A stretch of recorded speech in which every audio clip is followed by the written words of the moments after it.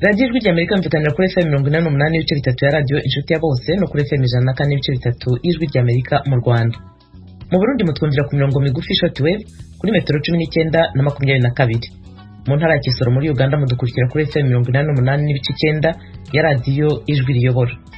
Naho ku rubuga rwa internet turi kuri wa3.radio.voa.com. Turi no kuri Facebook na YouTube VOA Radio yacu. Ndabaramukije mwese nshuti banywanyi ba radio ijwi ry'Amerika aho muri hose. Muri uyu mwanya muri kumwe nanjye Eugenie Mukankusi ndabasuhuza kandi mbaye ikaze mu makuru yacu yo ku mugoroba. Uyu munsi kwa kane umushikiranganje ajejwe inyubakwa za leta mu Burundi yatangije gahunda yo gutanga impapuro ndangatongo ku bantu bazisabye, yongera kwibutsa abantu bemerewe n'amategeko gutanga amatongo abariho. Muri code fonse igitabo gitunganya amatongo mu gihugu cy'u Burundi, abantu batanga amatongo mu bamenye n'abantu batarenze batatu mu gihugu, nta wundi muntu numwe ashoboye gutanga itongo kuri agataka ku Burundi mu mateko y'uno munsi. Uwo ni Deogratias Nsanganiye umwami umushikiranganje w'u Burundi ajejwe inyubakwa za leta. Joe Biden watorewe ko perezida wa Amerika kuri uyu wa kane haratangaza gahunda yo guhangana n'ikiza cya virusi ya corona, harimo kongera inkingo zitangwa no kurwanya ingaruka icyo kiza cyagize ku bukungu. Impuguke z'ishami ry'umuryango w'abibumbye gita ku buzima zageze mu Bushinwa gushakisha inkomoko ya virusi ya corona imaze koreka imbaga ku isi. Izo nkuru hamwe n'izindi twabateguriye turazibagezaho ku buryo burambuye mu kanya, ntimujye kure ya radio yanyu. Amakuru yacu turahera kwavugwa hirya no hino ku isi. Joe Biden watorewe kuba perezida wa Amerika kuri uyu wa kane haratangaza gahunda yo guhangana n'ikiza cya virusi ya corona. Iyo gahunda irimo kongera inkingo zitangwa no kurwanya ingaruka z'icyo kiza cyagize ku bukungu. Geoffrey Mutagoma arakomeza iyi nkuru. Biteganijwe ko Joe Biden atangaza iyo gahunda mu ijambo aza kuvuga ku mugoroba. Muri iyo gahunda byitezwe ko hashobora kubamo kongera ingengo y'imari yo kwagura ibikorwa byo gutanga inkingo za COVID-19. Biden yamaze gushyiraho intego yo kuzaba hatanzwe inkingo zigera kuri miliyoni 100 mu minsi ya mbere 100 y'ubutegetsi bwe uhereye tariki 20 z'uku kwezi kwa mbere. Ubutegetsi bwa Amerika bwemeje ku buryo bw'ingoboka ikoreshwa ry'ubwoko bubiri bw'inkingo butandukanye. Bwombi busaba ko umuntu ahabwa urwo rukingo inshuro ebyiri. Kugeza ubu abantu barenga miliyoni 10 nibo bamaze guhabwa urukingo rwa mbere. Gahunda ya Biden yo kurwanya ikiza cya virusi ya corona kandi yitezwe ko ishobora kubamo indi nkunga y'amafaranga izahabwa imiryango y'abaturage ba Amerika. Iheruka gutangwa yatinjijwe nuko habayeho kutumvikana ku byerekeye ingano yayo. Umujyanama wa Perezida Biden mu byerekeye ubukungu Brian Dees ku wa gatatu yavuze ko muri gahunda nshya hazaba hakubiyemo n'inkunga ku bakora ubucuruzi buciriritse. Yavuze ko inteko ishinga amategeko izabanza kwita ku gutora ingingo zirebana n'ingamba zo gutanga iyo nkunga, nyuma ikareba ku buryo bwagutse ibyo kuzahura ubukungu n'ibyerekeye ubuvuzi n'ibikorwa remezo. Urukiko rw'ikirenga muri Korea y'Epfo rwagumishijeho igihano cyo gufunga imyaka 20 Park Geun-hye wahoze ayobora icyo gihugu. Yahawe icyo gihano nyuma yo guhamwa n'ibyaha bya ruswa. Nanone Geoffrey Mutagoma. Urukiko rw'ikirenga rwo muri Korea y'Epfo rwagumishijeho igihano cyo gufunga imyaka 20 Park Geun-hye wahoze ayobora icyo gihugu. Yahawe icyo gihano nyuma yo guhamwa n'ibyaha bya ruswa. Park Geun-hye w'imyaka 68 y'amavuko yakuweho n'abadepite mu mwaka wa 2016 bimaze kumenyekana ko we n'undi muntu bizeranaga bakiriye ruswa ibarirwa muri miliyoni z'amadolari bahawe n'ibigo bikomeye byo muri Korea y'Epfo. Ibyo byakurikiwe n'imyigaragambyo ikomeye yamaze ibyumweru isaba ko yakorwa ku butegetsi. Urukiko rushinzwe kurinda ubusugire bw'itegeko nshinga muri icyo gihugu rwemeje ko agomba kuva ku butegetsi mu mwaka ukurikiyeho. Icyo gihe yahise aregwa icyaha cyo kwakira amafaranga mu buryo bunyuranyije n'amategeko ayahawe n'abahoze bakuriye iperereza batatu nabo bayakuye mu ngengo y'imari y'iperereza mu buryo bwo kuyanyereza. Madame Park kandi yahamijwe icyaha cyo kwivanga mu buryo bwo gutoranya abakandida mu ishyaka rye mu gihe ryiteguraga amatora y'abadepite yo mu mwaka wa 2016. Icyo cyaha cyamwongereye imyaka 2 ku yari yakatiwe, bivuga ko ashobora kuguma muri gereza kugeza mu mwaka wa 2039. Park ni umukobwa wa nyakwigendera Park Chung-hye, umunyagitugu nawe wigeze kuyobora icyo gihugu. Yari yaratowe mu mwaka wa 2013 ariwe mukuru w'igihugu wa mbere w'umugore wari utorewe kuyobora Korea y'Epfo. Ahakana ibyo aregwa byose. Australia yashyizeho ingamba zikaze zo kubuza COVID-19 gukwirakwira mu gice cya mbere cya turnuwa ya tennis Australian Open. Abakinnyi amagana ba tennis n'abayobozi baturuka mu mpande zose z'isi bazahura n'inzitizi zashyiriweho guhangana na COVID-19. Bamwe batangiye kugera mu mujyi wa Melbourne mbere ya Australian Open. bazagomba kumara iminsi 14 muri hoteli mu kato kimwe n'abandi bagenzi mpuzamahanga bagera muri Australia. Cyakora bazemererwa kwitoza. Abantu 28,650 banduye virusi ya corona muri Australia kuva icyo cyorezo gitangiye. 909 barapfuye nk'uko urwego rushinzwe ubuzima rubivuga. Abakinnyi bose bazagira uruhare muri Australian Open mu kwezi gutaha bazagomba gupimwa COVID-19 mbere yo gufata urugendo. Bazagezwa i Melbourne n'indege 15 zabigenewe kandi bazamara ibyumweru 3 mu mahoteli mu kato. Abakinnyi n'abakozi babo bafasha bazemererwa kuva mu byumba byabo amasaha make kugira ngo bajye mu myitozo ahantu habugenewe. Amande y'amadolari agera ku 15,000 ashobora gucibwa uwo ari we wese uzarenga ku mabwiriza. Abayobozi basanga imikino ishobora kuba kandi abantu ntibandure. Abakinnyi hamwe nabo bafatanije bagapimwa buri munsi. Abakozi babapima nabo bapimwa uko binjiye mu kazi buri munsi. Ku bantu badakina basohoka mu byumba byabo by'amahoteli nabo baba mu kato gategetswe bapimwa ku munsi wa 3 n'uwa 11. Ayo yaramwe makuru havugwa hirya no hino ku isi, noneho mu karere k'ibiyaga bigari bya Afurika. Muri Uganda uyu munsi kwa kane habaye amatora y'umukuru w'igihugu n'ay'abadepite. Mu mwanya mugenzi wacu Etienne Karekezi yavuganye na Ignatius Bahizi, umunyamakuru w'ijwi ry'Amerika i Kampala kuri aya matora. Usange amatora yagenze neza, yabaye mu mahoro, abantu bazindukiye mu myanya itandukanye ahagomba gutorerwa, ariko icyagaragaye cyane nuko abantu bayitabiriye amatora mu bwinshi biruta andi matora yigeze kubaho abantu batoye benshi cyane. Ahubwo icyabaye ikibazo nuko hamwe henshi ibikoresho by'itora byahageze bikinze, y'abantu bagomba gutora kwagomba gutangira saa 9 za mu gitondo, ariko hamwe byagize saa 4 saa 3 ibikoresho by'itora bitarahagera. Impamvu yabari yihe batabonye ibikoresho ku gihe?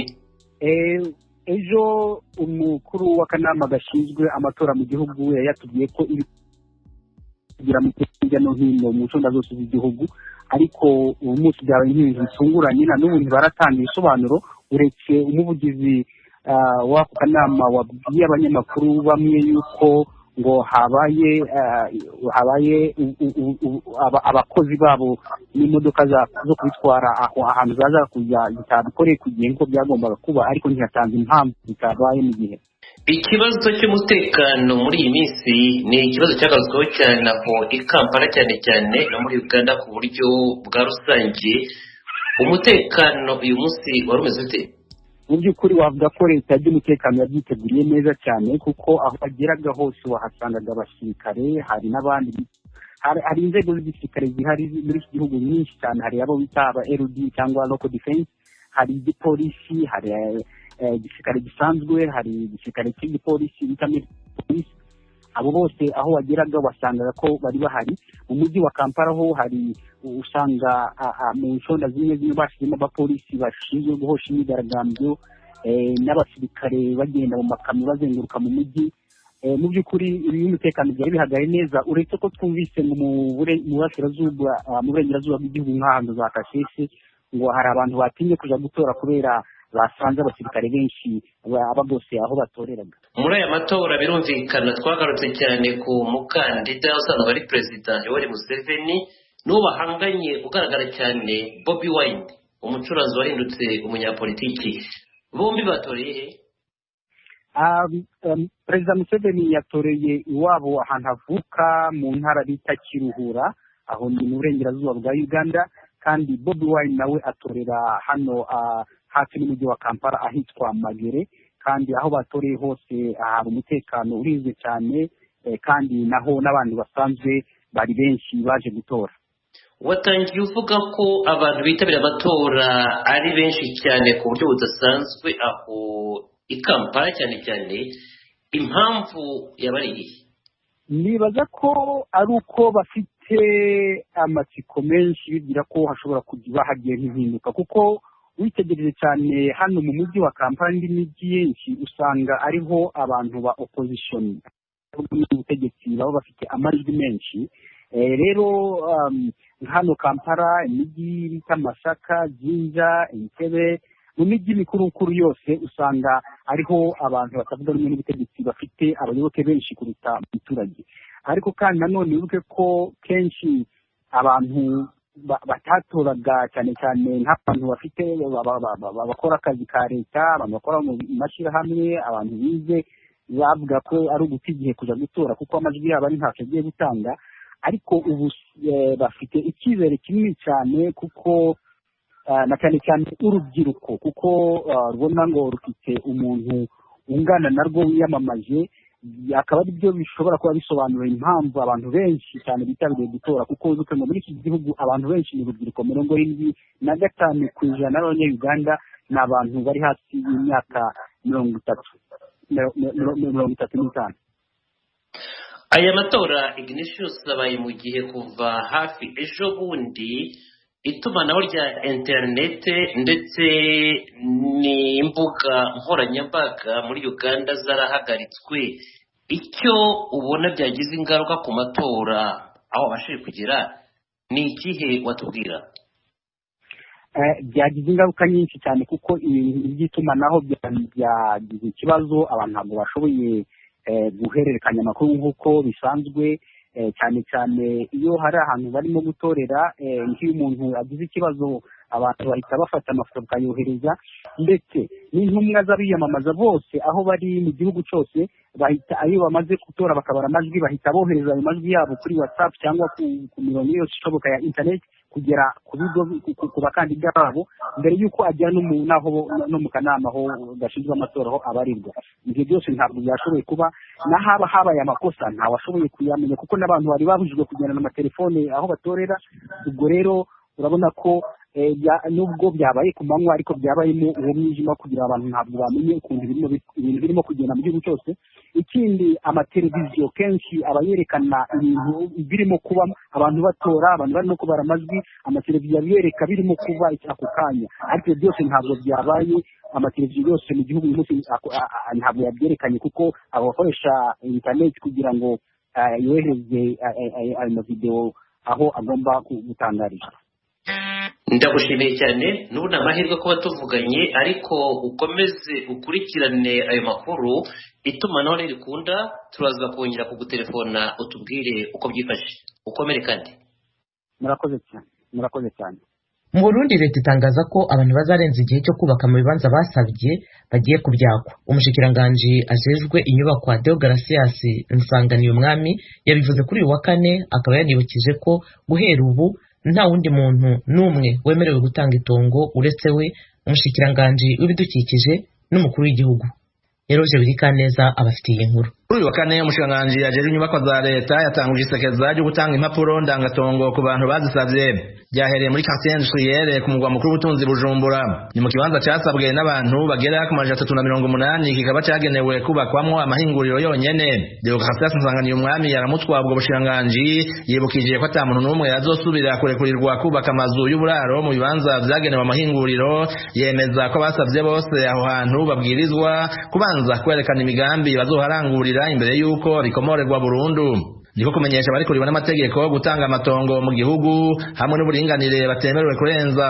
Muri code fonse igitabo gitunganya amatongo mu gihugu cy'u Burundi, abantu batanga amatongo mu bamenye n'abantu batarenze batatu mu gihugu, nta wundi muntu n'umwe ashoboye gutanga itongo kuri agataka k'u Burundi mu mateko y'uno munsi. Hari umushikiranganje wa mbere ajejwe inyubakwa ibikoresho vya leta n'ubugwezi buraro, uyarekuriwe gutanga itongo ritarenze hegitari imwe mu bisagara hagati. Hari umushikiranganje ajejwe idukikije uburimyi n'ubworozi, arekuriwe gutanga ikibanza ku muntu kitarenze hegitari 25 mu isi ndimwa hagati mu gihugu. Ubugira gatatu ni nyene cyubahiro umukuru w'igihugu cy'u Burundi, nawe afite uburenganzira bwo gutanga itongo risumba ngaho yiyaguye bivanye n'imigambi uyo muntu agiye gukora. Umukuru w'igihugu yashobora gutanga mu gisagara hanini, ashobora no gutanga hagati mu gihugu hanini. Nta muntu ajejwe intwaro n'umwe arekure gutanga itongo, yababura amatari ya mustaneri, chef de zone, umukuru wa quartier ntashobora. Abakurikije ibyangombwa byo kwegurirwa ubutaka kuva ubu barengeje ikiringo cyo kuburanguriramo imigambi babusabiye canke kubwubakamwo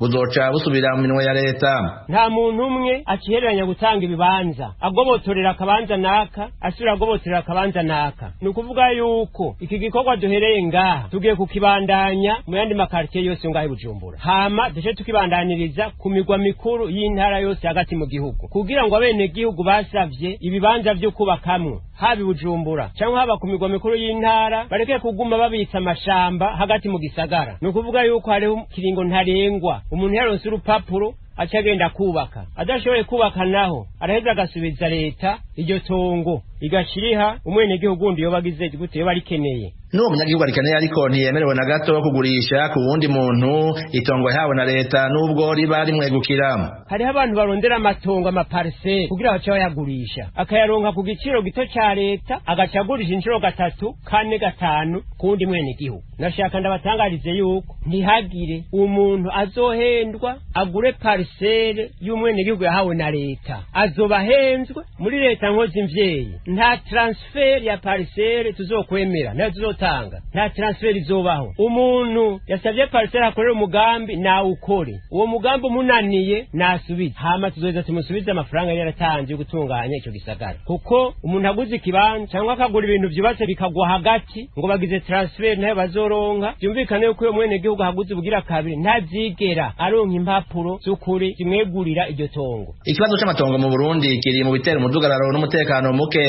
Ahatari yake kubera hasigaye utunyororondwe abavukana bakagabura ahantu hato cyane, hakunze kwibonekeza abantu bavukana canke mu miryango imwe, abahungu na base nk'urugero usanga batemana canke bakicana bapfa amatongo. Ibitigiri bitangwa n'ubushikiranganji bw'ubutungane vyerekana ko imanza ziri muri za sentare ku bice birenga 90% zerekeye amatati y'amatongo. Eroje Wikaneza, Ijwi ry'Amerika. Umuryango mpuzamahanga ushinzwe imirimo waraye usohoye icyegeranyo ku mikorere y'abakozi basigaye bakorera mu ngo ari benshi kubera icyorezo cya COVID-19.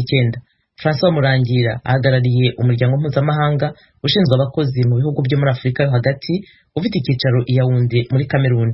Aratangira tubwira ingingo nkuru zikubiye muri iyo raporo. Ingingo nkuru zikubiye muri iyo raporo ni kwerekana uburyo iki cyorezo cya COVID cyatumye abantu bakorera mu rugo, wagira ngo mbese byabaye ngombwa ko bakorera mu rugo birumvikana. Ariko ikintu gikomeye cyane muri byo ni uburyo abantu bakoramo. Abantu bakoramo umubare wariyongeye, n'ubundi imbere abantu benshi bakoreraga mu rugo, ariko ubu ngo byariyongereye ku buryo n'imibare ntabwo umuntu yabibara kubera ko nta kigereranyo cyari cyagaragara cya burundu, ariko imibare yerekana ko abantu benshi cyane mbese ikigereranyo bakorera mu rugo, ariko uburyo bakoramo ni uburyo budasobanutse. Bakora amasaha menshi kurusha uko bakoraga ku kazi, bakora mu buryo budatuma batandukanya akazi no kwita ku miryango yabo.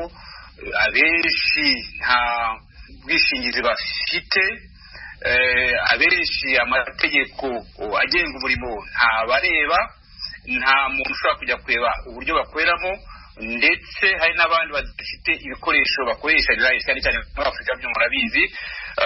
Niyo wavuga ngo ukorere mu rugo ariko ugasanga nta bikoresho bafite, ibyuma bagomba gukoresha, ugasanga nta muriro w'amashanyarazi bafite kugira ngo babashe gukora, bawukata buri gihe. Ibyo ugasanga byose ari ikibazo gikomeye cyane. Ariko ikintu gikomeye cyane ni ukudahura n'abandi ngo muganire ku kazi. Niba wari umenyereye kuva mu rugo ugahura n'abandi ku kazi mukaganira iby'akazi, bagura iby'abandi, ariko nukaba wifungiranye mu rugo urumva ko hari ikibazo gifite mu mutwe bigira ingaruka mu mibereho y'umuntu. Ibyo ni ibibazo bikomeye cyane. Ngira ngo uyu muryango urimo kwiga kureba uburyo wafasha kugira ngo bibonerwe umuti, cyane cyane ibyerekeye n'amategeko agenga umurimo kugira ngo abantu bakomeze kugira uburenganzira bwabo. Ndetse ikindi kintu gikomeye cyane nuko abantu badashobora kwishyira hamwe. Abantu bakorera mu rugo ntibishobora kwishyira hamwe mu masendika kugira ngo babashe uburenganzira bwabo. Ni ikibazo gikomeye cyane iyo abantu badashobora kwishyira hamwe kugira ngo uburenganzira bwabo. Ni ikibazo gikomeye cyane. Umuntu wese ari ku giti cye, ndetse hari ubwo bishobora kujya mu buryo bw'ubucakara bw'akazi ko navuga, ko umukoresha ashobora gukoresha mu bucakara bw'akazi, ariko ku buryo nta ruhugi ufite ukaba ubariza. Ibyo ni ibibazo bikomeye cyane. Mu gutegura iki cyegeranyo mwavuganye se n'abakozi, murangije munavugana n'abakoresha kugira ngo mwumve impande zombi ku buryo ibyo mubonye byazabafasha kubona ibisubizo by'icyo kibazo? Akenshi na kenshi umuryango uteye organization y'ababaye cyangwa se international labor organization cyangwa umuryango mpuzamahanga wita ku murimo, uzi ko ari umuryango uhuriyemo na za guverinoma na bahagariye abakozi n'abahagariye abakoresha. Aho rero ibyo bikorwa byose bikorwa ari uko izo mpande uko ari eshatu zagishijwe inama zabajijwe. Abakoresha bajya ibitekerezo byabo batanga, abakozi bahagariye abakozi bajya ibitekerezo byabo na guverinoma bigira ibitekerezo byabo zitanga. Niko bimeze burya mu bintu byose dukora, organization ikora nuko bimeze. Rero gusa hari ubwo utabyumvikanaho cyane nk'abakozi n'abakoresha, rimwe na rimwe basigaye babyumva ku buryo babona ikibazo cya COVID-19 ni ikibazo kireba twese, ntabwo ari ikibazo kireba gusa umukozi cyangwa umukoresha, ni ikibazo kireba umuntu wese, abantu bose, ko abantu bari gufatanya kugira ngo babone umuti wacyo, cyane cyane mu rwego rw'umurimo. Ni ikintu gikomeye cyane, ubwo ni ibintu nagiye mbona mu bihugu dukoreramo mu karere ka twe hagati.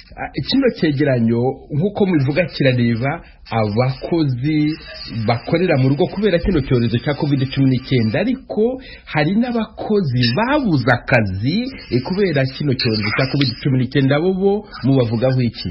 Abo ngabo ni ikibazo gikomeye. Ubu twakoze ibyo nakwita ubushakashatsi mu bihugu byose dukoreramo, byerekana ingaruka ku bakozi ndetse no ku bakoresha. Ugasanga abo bakozi abenshi bataye akazi, n'ibyo ugasanga abakozi kandi nko muri Afurika urabizi nta bwishingizi bw'akazi bubaho. Ugasanga umuntu aguye mu kintu kidasobanutse cy'ubukene, cyane cyane ko twibuke ko nko muri Afurika umuntu umwe abatunze akora akaba atunze umuryango wose wo hasi n'umuryango munini. Iyo ni ibibazo bikomeye cyane, ingaruka zabyo zirahari, zizagaragara ku buryo bugaragara. Icyo ni ikibazo gikomeye cyane. Icyo gikorwa kirimo gufasha za guverinoma kugira ngo zishyireho ubwishingizi bw'abo bantu. Urabizi ko muri Afurika ubwishingizi muri rusange ureba abakozi twita abakozi bagaragara, bakora mu bigo bigaragara, ari ibya leta ari ibyigenga, ariko abandi bakora mu buhinzi mu byaro, abakora amasoko bita economie informelle mu gifaransa cyangwa informelle economy mu cyongereza, abo bantu nta bwishingizi bafite. Abantu muri iyo kategori, muri ibyo byiciro, ugasanga babaye nyine ubukene bugiye bwiyongera. Ubu ni ibibazo bikomeye cyane. Ikintu umuti ushoboka ni ugushyiraho ntuza porogaramu z'ubwishingizi bw'abo bantu zirimo gukorwa, ariko urumva ko ari ibintu bifata igihe, kuko niba turi ku 12% by'abantu barebwa n'ubwo bwishingizi, kuzagera nko ku 50%, 100% byo ni wenda ni birakomeye, ariko urumva ko bitoroshye. Ariko byo za guverinoma nyinshi cyane zirimo kubikoraho, ku byo twizera ko byagabanya ubukana bitewe n'icyorezo cya COVID-19. Raporo izakugirwa n'iki? Abo bakozi bakorera mu ngo zabo n'iki kizahinduka nyuma y'iyi raporo mumaze gusohora?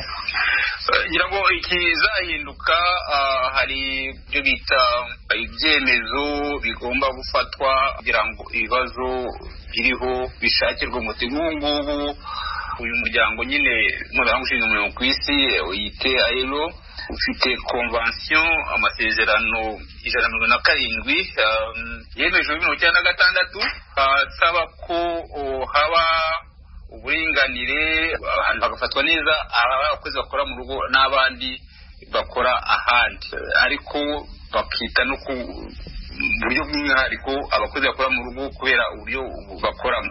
Ayo masezerano ntabwo ibihugu byari byayasinye. Bayasinye byatuma abayashyira mu bikorwa, bigatuma abakozi mu rugo bakorera mu rugo bagira uburenganzira busesuye nk'abakozi bakora ibigo hanze cyangwa se bakora leta. Ibyo ni ikintu kimwe gikomeye cyane, kuko burya iyo abantu bakora nta mategeko babareba, nta buryo bafite bafite bavugiramo bavuye bati turashingira ku uburenganzira kuri aya mateko urumva ko ari ikibazo gikomeye cyane. Rero nicyo kintu gikomeye cyane tuzakora ku buryo ibihugu dufashe kugira ngo ayo masezerano 127 areba uburyo abakozi bo bakorera mu rugo bagira uburenganzira busesuye bwo gukora amasaha atarenze ateganywa n'amategeko, uburenganzira bwo kuba bashobora gukora kuba muri sendika, uburenganzira bwo kuba bagira umushahara n'uw'abandi, uburenganzira bwo gukora muri kondisiyo mu buryo butatuma ubuzima bwabo buhungabana, uburenganzira bwo gutuma batandukanya akazi no kwita ku miryango yabo. Ibyo ni ibintu turimo gufasha tuzafashamo za guverinoma kugira ngo bibashe gushyirwa bikorwa. Icyo ni ikintu gikomeye cyane ngira ngo iyo raporo nicyo umuntu yakuramo kugira ngo iyo convention ibashe kwemezwa n'ibihugu bayishyireho umukono ndetse batangire kwishyira mu bikorwa. Ndagira ngo byumvikane neza, mu bihugu byateye imbere abakozi benshi basa naho basaba ahubwo gukorera mu rugo kuruta kujya mu bigo bakoreragamo. Iyi raporo yanyu abona birabareba kubera ko abo ngabo bo nta kibazo bafite cy'ubwishingizi ndetse nibo babyisabira, ku buryo n'ibigo byinshi birimo birashyiraho gahunda zo kugira ngo zifunge ibiro kugira ngo abakozi benshi bakorere mu rugo kubera ko bigaragara ko nabyo bishobora kubyara umusaruro. Nibyo urebye muri rusange wasanga ari byo ko nyine, ariko kugira ngo ntabwo ari abakozi bumuka cyane bafitemo inyungu cyane, ngira ngo ntabakoresha kuko nibo bafite ibiruhuko waguze cyangwa ukodesha cyangwa wubatse. Urumva ibigenda kuri ibyo biro ni byinshi cyane, ariko umukozi icyo nakubwira ni ikintu gikomeye cyane. Nubwo abakozi batabibona muri ubwo buryo, bamwe batabibona muri ubu buryo ndavuga, urumva gukorera mu rugo udafite uburyo bwose cyangwa udafite amategeko akurengera harimo ikibazo. Cyokora niba mu bihugu muri ibyo bihugu amategeko abarengera bakabona uko kubahirizwa, bakabona aho bavugira, aho ndumva nta kibazo harimo, ni byiza. Ariko kandi tumenye ko hari ubwo bishobora no guhinduka, ibyo ni nakwita mu gifaransa esclavage moderne, yo gukoresha umuntu mu rugo nta ruhugira afite, amasaha atasobanutse menshi, akazi kenshi, imishahara mitoya, kutagira ubwishingizi. Ibyo ni ibintu bishoboka, ni biriho kandi ntabwo ari COVID-19 yabizanye. Ibyo ni ibintu byari bisanzweho. Icyo ni ikintu gikomeye cyane. Ikindi kintu gikomeye cyane ni uko tugenda tubona